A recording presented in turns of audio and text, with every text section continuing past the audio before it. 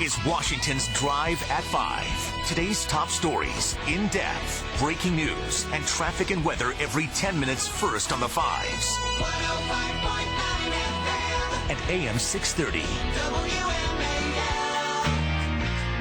537 on WMAL. This is where Washington comes to talk. I'm Larry O'Connor. Good afternoon. We're live here, riding shotgun with you on your horrible commute home today in the Washington area, but that's all right. That's why you keep it here. I want to hear from parents of children with autism. 888-630-9625. What's it like for you when you see ad campaigns geared toward you that prey on your vulnerabilities, that prey on your fears, and all of the things that you go through as a parent of a child with autism? I want to hear from you. 888-630-WMAL. I'm specifically talking about this PETA campaign. It's called Got Autism, a play off of the milk campaign. And then it says, learn about the link between autism and dairy products at PETA.org. They're trying to get people to not drink milk, and by doing it, they're exploiting the vulnerability of parents of children with autism. Joining us right now, DANA Commandatore. She's an autism parent advocate, also founder of RethinkingAutism.com. How lucky am I? In the last segment, I talked to a Marine, and now I get to talk to the wife of a Marine. Hey, DANA, how are you? I am doing well, Larry. How are you? I'm okay. I saw this ad, and I know the work that you've done, and I got so annoyed by it because I know that you have spoken out so firmly about everything that this ad stands for is reprehensible to you. Yes, this is true. I mean, this isn't the first time. PETA, this came out a while ago, and now it's making the rounds again because they, people keep posting it. There's been a lot about autism in the news lately, and it's true. It promotes fear. It promotes pseudoscience. It is wrong on so many levels and so disrespectful for families with autistic members in them and for autistic people themselves. And just to be clear, you're the parent of a child with autism. I am the parent. Yep. I am also the parent of a child with autism. And I know from firsthand experience that when you first get your child's diagnosis, the instinct is to say, oh gosh, what can we do to fix this child? What caused this child? How can I cure this child?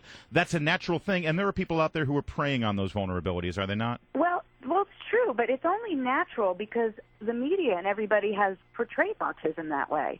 I mean, everybody talks about it as the most fearful, horrible thing that can happen to your child, when we all know that that's so not the case. I mean, it's playing on fears and ignorance, and yes, everybody feels they want to fix their child initially, but in the end, they learn that it's not about fixing. It's about acceptance and understanding. And let's talk about some of the language that's used here. There's a press release that goes along with the ad campaign, and again, the ad campaign shows a bowl of milk with Cheerios floating on the top, making a sad face. It's so reprehensible. And here's one of the lines. PETA has created a billboard to alert the public to the connection between this devastating disease and dairy product consumption. Break down that phrase, devastating disease and autism. They don't go together.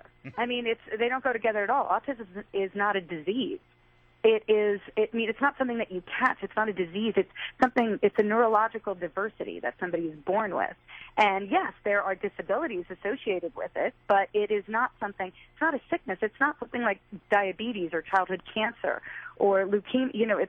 It doesn't fall into that category. I can't believe they even put the two in the same sentence. Yeah, and I know that, listen, I know that you're very open. If individual parents change their child's diet and they see improvement, that's great for them, right? But that is... Well, that's great, but a lot of that is like anecdotal observations. There's no proof behind that. And I think when you have a child who has a lot to learn and a lot of work to do, the better they eat and the healthier they are, the more receptive they're going to be. That's just a smart thing to do. But I think a lot of people go down paths of restrictive diets just because they want to feel like they're doing absolutely everything that they can, when that's not really the area that they should be focusing on. They should be focusing on more on how to communicate with their child and what makes their child more comfortable and work on anxieties and things. And that's my opinion. Let's talk about that a little bit. Again, our guest is DANA Commandatore. She's an autism parent advocate, founder of RethinkingAutism.com. I've seen some of the work that you do at RethinkingAutism.com and some of the viral videos that you've put out,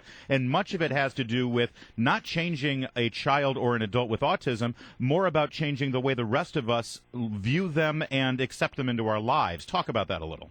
Yeah, we were trying to create a paradigm shift. It's interesting because back in 2007, the New York University Child Study Center did a campaign that was all about ransom notes and autism, and saying how, we've got your child. He will never be able to communicate. He will never have friends. And I saw that and was horrified. And it was right around the time that my son was diagnosed. And I ended up finding a whole group of autistic adults who had worked to take this campaign down, and they were successful. And I found that the answer to solve so many problems and so many questions that I had was within the adult community, not within terrified parents and, an organization, Autism Speaks. Right. I found them to be doing a lot of detrimental work, whereas this community of autistic adults had so much information and so much to say, and were going to be so helpful to so many people that I had to reach out and work with them. And that's the whole point of rethinkingautism.com. Well, when you brought up to me one time the fact that Autism Speaks, which is, I think everybody just assumes that's the big group that speaks on behalf of people with autism, at the time, I don't know if this has changed, but at the time they didn't actually have an adult with autism on their board.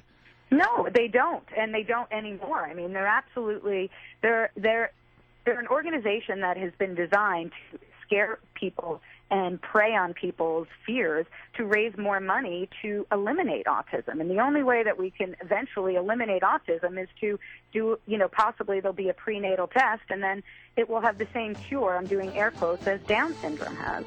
People will start, based on fear, start aborting possibly autistic babies, and it's a horrible route to go down. It's really like eugenics. Yeah. DANA Commandatore, thank you so much for the work you do and for lending your voice to this discussion. Again, DANA Commandatore, you can find her work at rethinkingautism.com. Listen to that last point there she made, which is very important. When you start calling this a devastating disease, when you start scaring people about what autism is and what children and adults with autism are in our society, well, that's going to lead to, screening, prenatal screening. And what does that lead to?